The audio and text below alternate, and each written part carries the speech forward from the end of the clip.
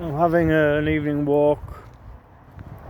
Been to Asda for some dressings for my skin, and part of my abuse was being treated like a dog. So I'm aware of that when I say I'm going for a walk. I was trained to live with such degradation, and it was inhumane how I was treated. So this is a sorry video.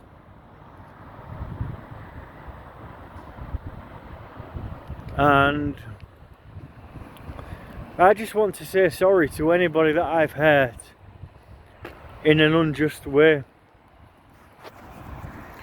because my mental health and my delusions, there's a strong possibility that this energy that I've been healing and releasing and working with, there's a strong possibility that I've hurt some family members.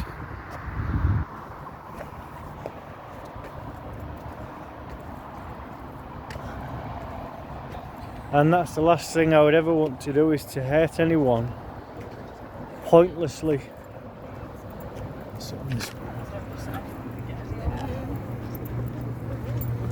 I'm close to Myton Bridge.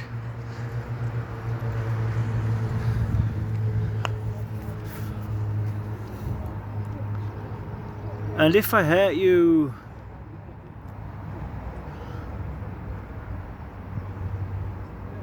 and it changed things for you in a positive way, then I suppose it was worth being hurt.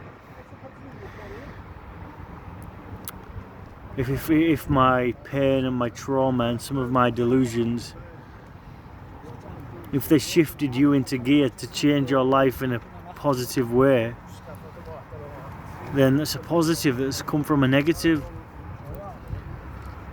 But if I've conjured up a story about what you've done to me, or who's the father of your child, trying to set the scene and that, and then you come back over this way, we have to walk out to that park there. I don't even know what to say anymore. My mind is just so fucked from trauma. It's really, really fucked. Because I'm waking up from psychosis and from delusions and settling with this medication and this new life.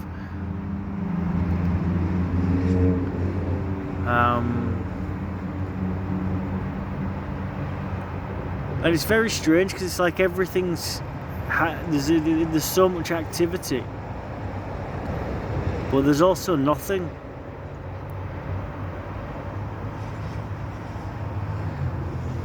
I know that I can't hold on to my trauma forever, but I think most survivors of child sex trafficking and satanic ritual abuse, they guard their story, they guard their truth, because it's such an important part of who they are. And to just let go of it, it's not impossible, but it's really difficult. And I will put this to rest in my own time, in its own time, in my own time. I'll put it to rest, but I want clarity. And I've said some really gruesome things in relation to people's actions against me where trauma's concerned. So some of the things I've said, to have those things attached to me as a human being, it's very strong, it's very heavy, it's very satanic. So as horrible as those things are, I hope they're true in a way, because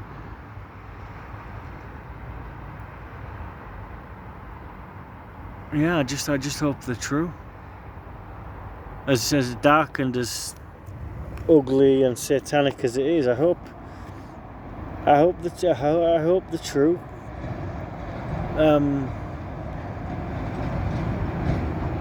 Because they will make things align. They will put the correct shapes in the correct boxes. Because the worst thing would be to be talking about things that aren't true. I don't really want to give some of my abusers much more airtime. So that's why there's a boundary and a vagueness sometimes. But my whole life has been weathering a storm from them. And then when you speak up, you're wrong for being right, and they're all over you. And it's a cancer that you have to learn to live with and to navigate, of people who tried to kill you, they left you for dead, and you're healing, you're on a section, and then you're getting phone calls from those people, and it's like, how do they even know that I'm in this unit? I was called by one of my abusers in Signet in Harrogate and Millview Court, Castle Hill, and the only thing I could do was to scream "stop it now" in the unit, or to say, yeah, put this person through, and then what they hear is "stop it now," and then I put the handset down. And I was like, I experienced so much trauma.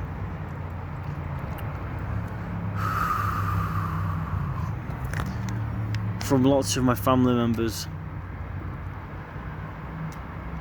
And it's like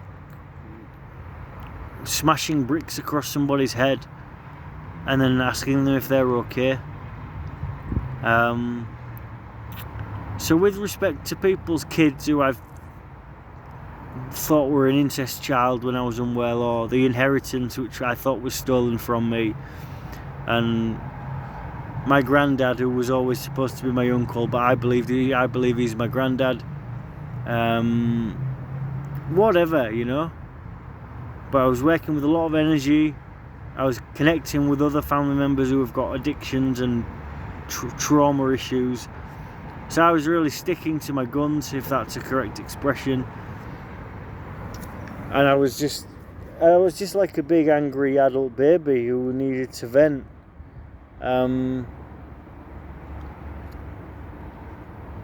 So yeah, I was trying to heal on a section, and if my aspersions are correct, it's like this dangerous fucking female paedophile monster, just like her siblings, calling me like that cancer, calling me to reattach to me. And I was told she was a broken woman by a broken woman, and I don't mean any insult by that, but it is what it is. So I'm healing, I'm making progress. If I hurt you in an unjust way and there was no reason, if you're a completely innocent person who got hurt unjustly by my actions, then I'm sorry. And if the pain that I've been part of creating or working within your life, if it's changed your life in a positive direction, then that's fantastic. So I'm sorry. But where I've fought for the truth,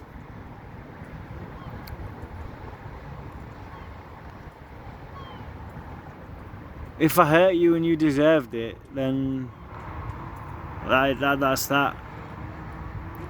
There's no real sorry there. If I hurt you and it was just,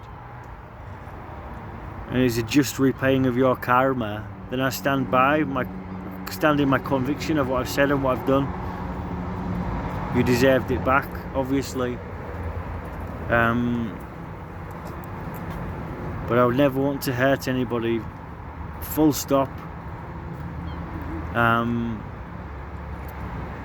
So if you misrepresented me, you were a dick to me, or you lied to me, or lied about me, or you smeared my name, then for no reason, then you can get fucked. But if I hate you for no reason, and my delusions and my pain really hurt you, and you're an innocent victim, then I'm sorry. Thank you. Peace.